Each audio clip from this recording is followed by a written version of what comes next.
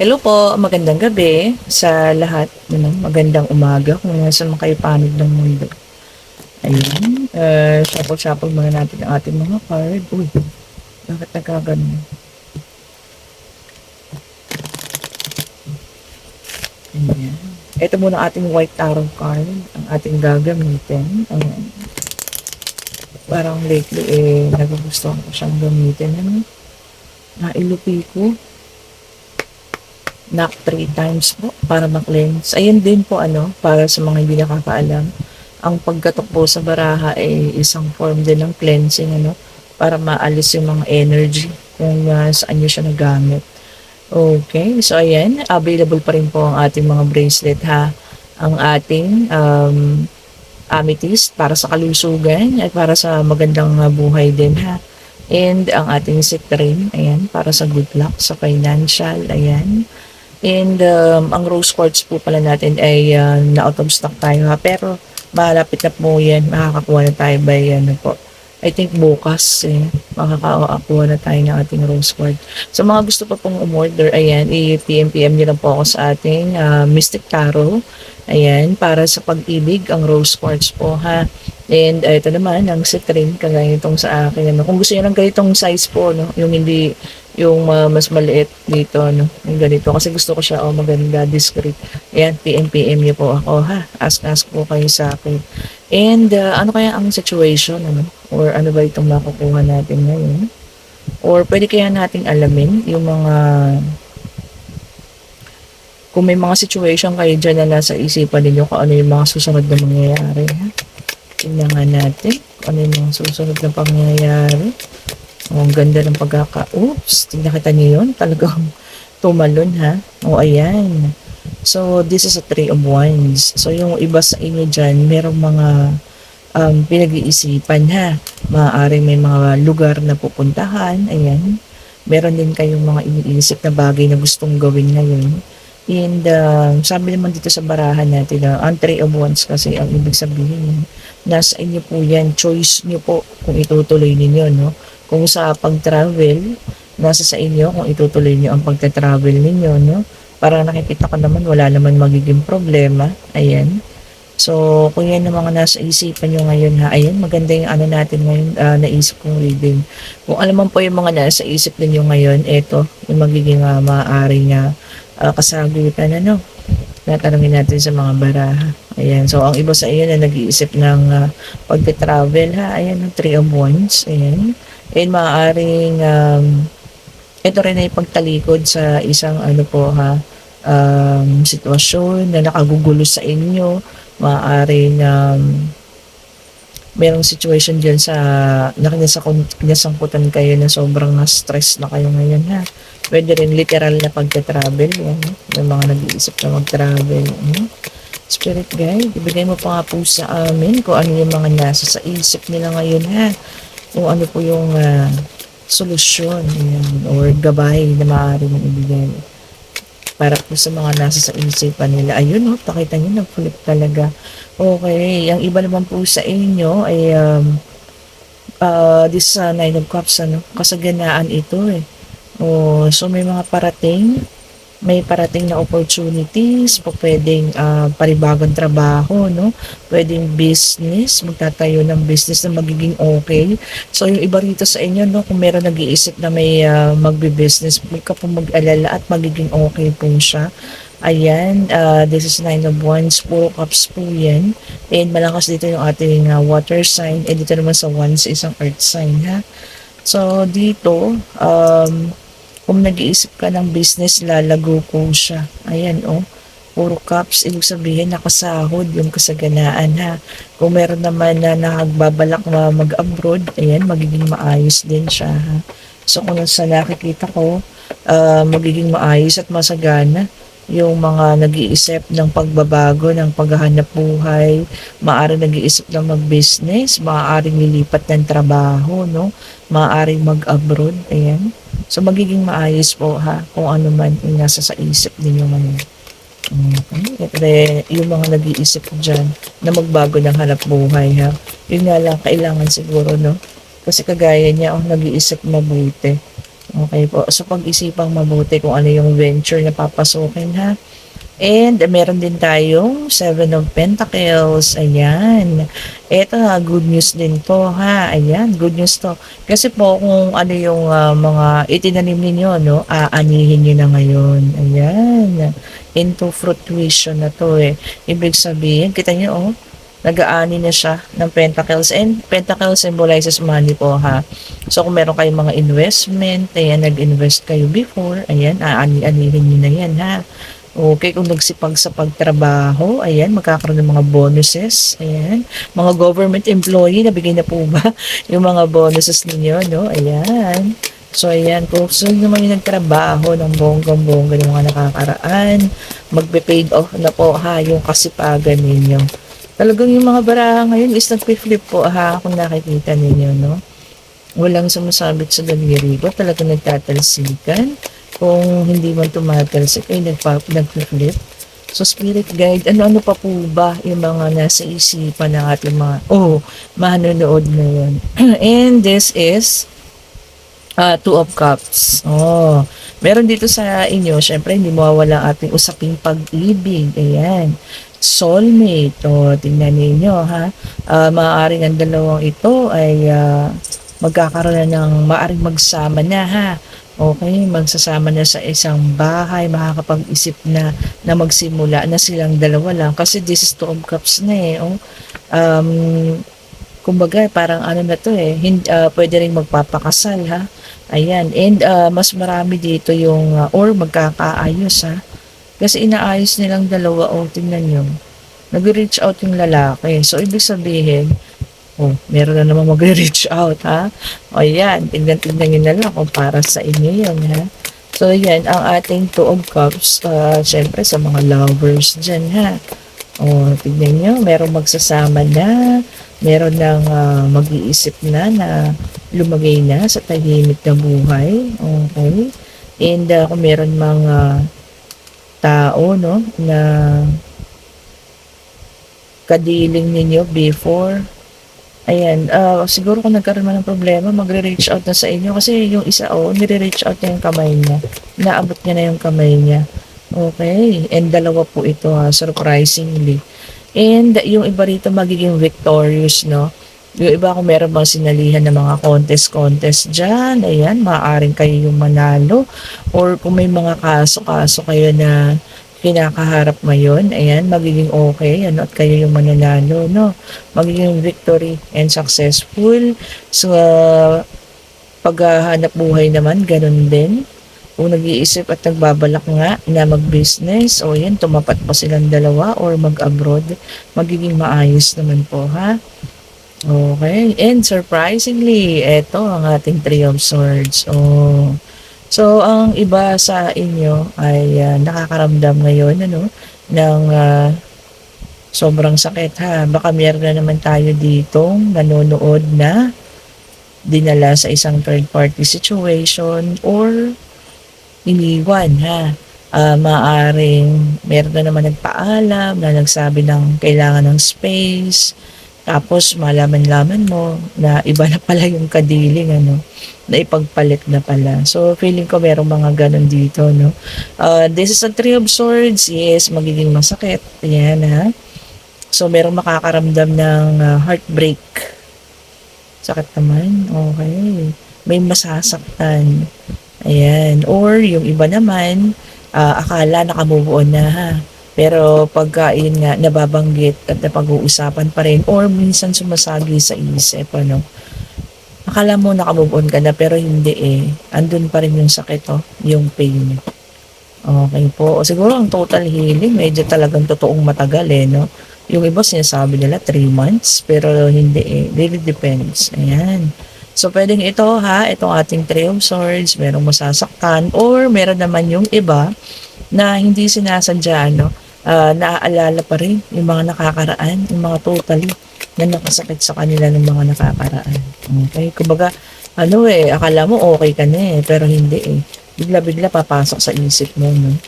Ayan. So, ayan po ha, yung ibang mga nasa isipan. Ito, yung mga nasa isipan ng ating ibang mga nanonood ha, or mga subscribers natin, ano, kung para sa inyo, itong mga nandito, or ito yung mga nasa isipan ninyo ngayon, ano, or actual na situation ninyo, comment down below po. Okay, and meron din tayong Five of Swords, ayan. So, dito naman, ikaw ang nagwagi. Oh, tignan mo. Oh. So, na-defeat mo sila. Natalo mo sila, no? Kung ano man yun, na meron kang ipinaglaban dyan, ayan, natalo mo sila. Kung nandyan ka sa situation na ngayon, ha? Or kung meron kang gagawin na isang bagay, ano? Or meron kayong presentation, yung mga ganyan, sa trabaho o sa school, parang feeling ko ikaw yung mag-stand out. Yun, tama yun yung word natin. Magiging stand out ka. Okay, mas makikilala ka ha. Ayan. Kung sa paghahanap buhay naman, magiging maayos yung sa hanap buhay mo. And yun nga, mas makikilala yung paggawa mo. Okay, so ibig sabihin, ikaw yung superior dun sa kung ano man yung field na yun ha. Okay po. And then, meron tayong Queen of Swords. Ayan. Ang ating Queen of Swords kasi medyo may katigasan din ang ulo nito eh, no? Queen of Swords, kumbaga, kung ano rin yung gusto niya, yun lang ang dapat masunod eh. Minsan din, mahirap ano, no? Mahirap siyang sabihan. Kita niyo na, may espada, baka gusto niya mahataw ng espada niya na. So yun nga, no? Hindi siya hard-headed, hindi natin masasabing stubborn, ano, pero hard-headed. Ayan, kung sino man yung mga Queen of Swords dyan, ha. So, kumbaga sa inyo, kung anong yung ginusto nyo, hindi pwedeng baliin, eh. Ayan, parang espada nyo yan, eh. So, kung ano yung ginusto talaga, hindi pwedeng baliin, ha. Ayan. Kumbaga yung gusto nyo, yun yung masusunod. So, kung may mga ganyan, at yan yung pinag-aawayan ninyo ng partner nyo, paminsan-minsan naman po, pagbigyan naman, ha. Ibigay naman yung, kumbaga, pag-desisyon sa iba. Ayun, nag-flip talaga. And the Page of Cups. And, ayan, meron talaga tayo may parating na good news dito, ha. So, ito may magandang balita. Okay, isang magandang balita po ito na makakarating sa inyo. Ayan, kung ano man yan. Maaring sa pag-ibig, pag-travel yan. Kung may hinihintay kayong good news, mga examen, maaring papasa na sa examen ha. Okay. So, ayan ha. Maaring ito rin reading natin ngayon. Kung ano man, ito yung mga susunod na mangyayari ha. Sa mga, kung ano man yung mga situation nyo ngayon.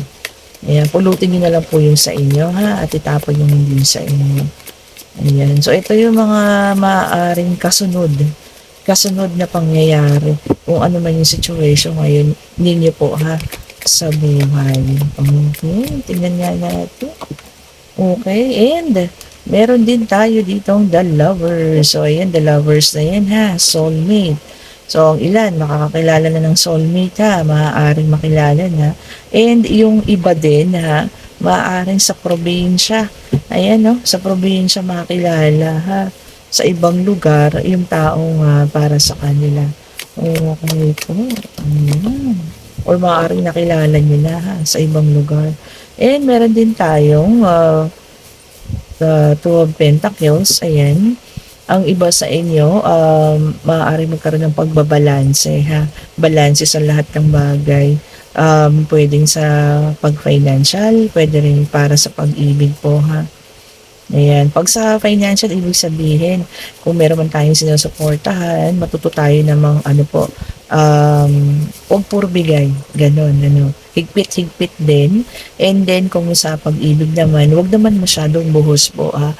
Kahit naman sabihin natin na mahal niyo yung tao, huwag na po ibuhos-buhos lahat, ha. Magtira rin ng para sa sarili. Oh, di ba? Ganda na yun, ha. Ganyan nga yan. Kung ito man na sa inyo ha, okay po, gabay-gabay lang po ang ating mga baraha.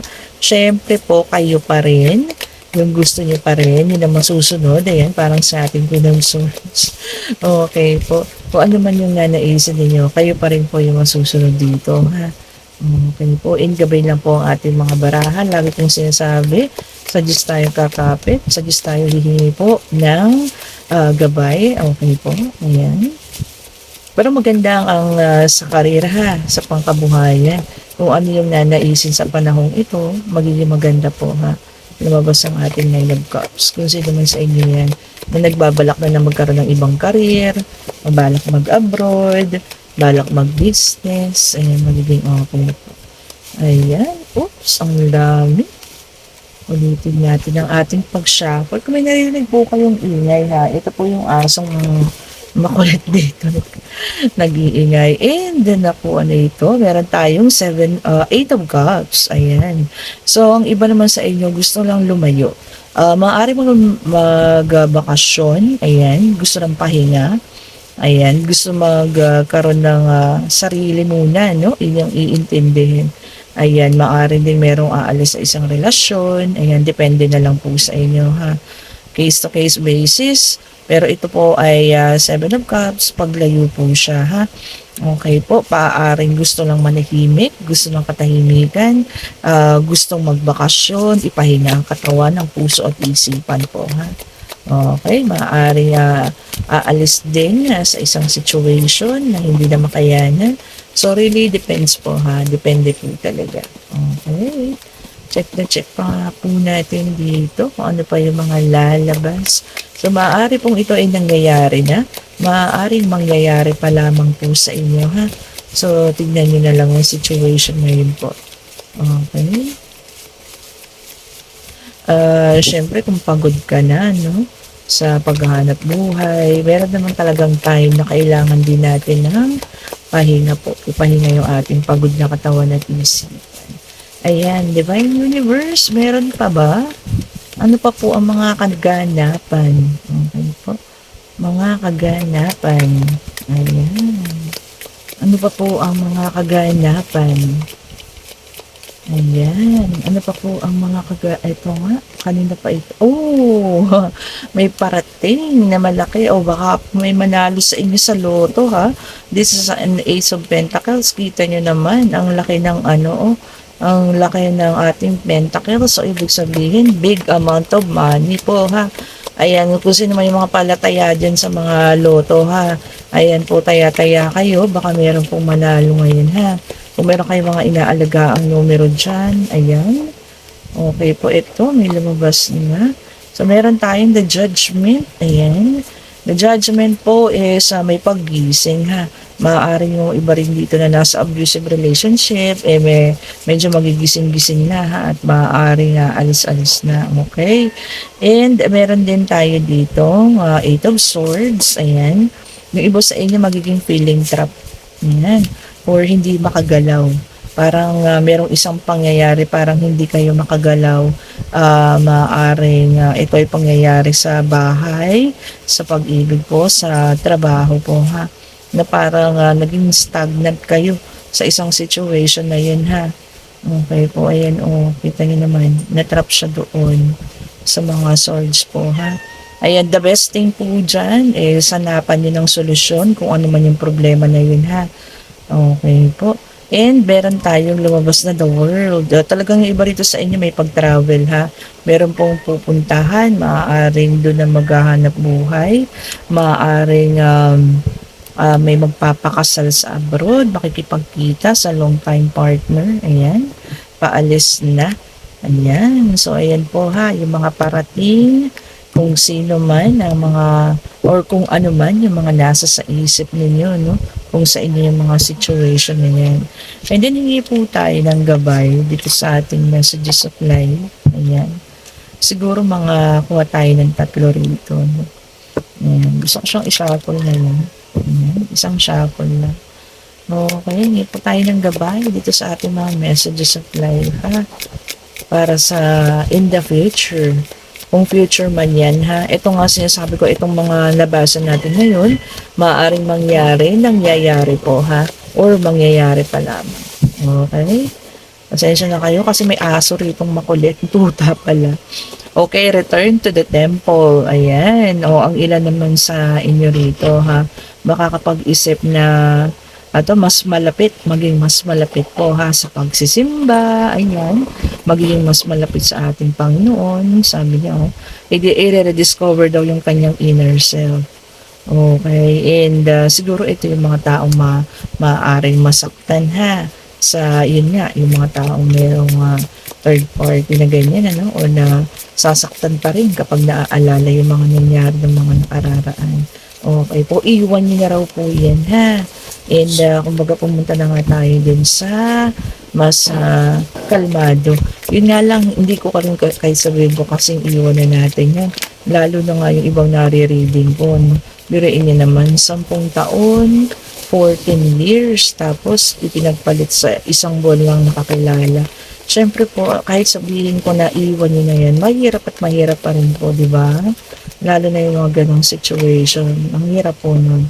And then, I have a faith in life. O, ayan. So, magkaroon daw po tayo ng faith, ha, na dito sa ating buhay na ito, lahat daw po ay ating magagawa, lalong-lalo na daw po kung nakakapit tayo kay God. Ayan, nakita nyo, nag-reach out siya sa ating Panginoon, and ang ating Panginoon naman ay inaabot ang kanyang mga kamay. Oh, diba? So, yun nga, kung ano man at ano man ang mga pangyayari at mga mangyayari pa, yun nga ang Panginoon lang ang makakaalam. And syempre, dasal lang, ano? Dasal lang po. Yan. Para mapagtagumpayan natin lahat ng mga pangyayari at pagsubok na darating sa ating buhay. Ayan, hindi pa tayo ng isa pang gabay. Ang ganda ng card na ito talaga. Sobrang ganda niyan. Ayan. Ayan, kung nagugustuhan niyo po ang ating reading, ha, paki-like, paki-share, pa-subscribe po. And mag-follow po kayo, ha. Okay po, yung nabasa natin kanina, huwag niyong kalimutan, ha. Maaaring may manalo sa loto, big sum of money. Ayan, kung palataya kayo sa loto, tumaya-taya na po kayo, ha. Okay, alaga-alagaan niyo yung mga numero ninyo. Baka sakali pong lumabas. And syempre, huwag niyo naman kami kalimutan dito. Okay. Bigyan niyo po kami ng ano, ha. Bigyan niyo kami balato. Ayan. Bukas po itutuloy natin yung pagpili, ha, ng ating mini personal reading. Ayan. Ito na ngayon tayo kung ano yung mga susunod na pangyayari. Okay, sabi rito, stand tall and strong. Ito para naman to sa mga ano, no? Yung mga magkakaroon ng tawag to, sakit na mararamdaman, maaari sa mga susunod o nararamdaman na ngayon. Sabi po, today I choose to remain positive and I face all my challenges with strength and courage. Oh, gusto niya yon. So, maging positive lang daw tayo and harapin natin ang lahat ng bagay ng may kalakasan at tapang. Oh, sabi niya, di ba? And then, sabi niya rito, I stand tall and strong and live each moment in joy and peace, living my future in God's hands. I believe in life because life believes in me. Oh, ang ganda, ha? Kita niyo, napakaganda ng finale na yun. Gusto ko yun, ano? Sabi niya gano'n. Naniniwala siya sa buhay sapagkat alam niyang ang buhay ay naniniwala sa kanya. Oh, di ba? I believe life because life believes in me. Okay. And sabi niya, stand tall and strong. Okay. So, sa lahat pa nakakaranas po, ha, ng may sobrang sakit na nararamdaman ngayon, feeling ko para sa inyo itong huli, no? Maging matapang, maging malakas, and maaari po no nasasaktan kapag ka naaalala pa yung mga ganung bagay, pero wag po kayong mag-alala, makakaalis kayo sa ganyang situation po. Okay po, malalampasan ninyo yung ganyang mga situation. Okay, and syempre hindi matatapos ang ating reading kung hindi tayo magtatanong po, ha. Answerable by yes or no. Ayan, kinuha ko itong ating isang tarot card. Ayan, so mag-isip na po kayo, ha. Any questions po, answerable by yes or no. Ayan, so aalamin natin ang ating kasagutan dito sa ating card na ito, no? Ayan. Knock 3 times. Pwede pong pag-travel, ha. Pwedeng love life. Pwede pong sa career. Pwedeng pag-aaral. Talaga pong ang strong na mga baraha. Talagang sobra yung pag-flip. And ang kasagutan po ay maaari. Same thing. This is a 2 of Pentacles. Okay po, pagbabalanse. So, ayun po, 2 of Pentacles. So, tama naman, ano, kailangan po natin, ano, hanapin lahat ng balance po ha. Balance sa pag-ibig, balance sa ating financial, balance sa pang-araw-araw na buhay po ha. And kailangan din mahanap natin kung papaano natin yung mga bagay na nawawala sa atin, ano, kumbaga, yung mga bagay na nauubos, papaano natin mapapalitan. Okay. So, kailangan balanse po ha kung merong mga bagay na nawawala sa atin or nauubos, kagaya ng ating mga financial. Syempre, meron din tayong dapat maisip kung paano natin mapapalitan yung mga bagay na ganun ha. Okay po. And ang mga baraha po ay gabay lamang. Sinasabi ko nga, and this is also a timeless reading. Maaari po kayo makaresonate ngayon, maaaring hindi, maaaring sa mga susunod na buwan po ha, kung kailan ninyo mapanood ang video na ito. And syempre po, sinasabi ko nga, para sa pampaswerte, ang ating citrin po ha. Walang masama pong gumamit ng mga pampaswerte, lalo na kung palagay ninyo ay angkop sa inyo. Pag nakita nyo po na nag-glow ang ating citrin, ayan, tinatawag niya po kayo at para sa inyo po siya ha. So, tingnan nyo na po ha. Okay po, ganun din ang ating amethyst. Kung makikita nyo nag-glow siya, ayan, para po siya sa inyo, para po sa kalusugan ninyo at sa maganda rin good luck, ayan, para sa inyong good luck din po sa pangkabuhayan. Okay, maraming salamat po sa mga nanonood, ano, and nag-share. Sana nagugustuhan niyo yung ating reading at talagang palaki na ng palaki yung ating pamilya. Siguro pag umabot talaga tayo ng 2,000, ayan ha, magpaparaffle tayo ng ano, ng mga bracelet dito. Okay po, sana magustuhan ninyo ha. Yung mga bracelet, magpaparaffle tayo niyan. Itong ating evil eye yan, magpaparaffle din po tayo. Thank you so much. Have a great day po and stay safe po sa lahat. Bye-bye po.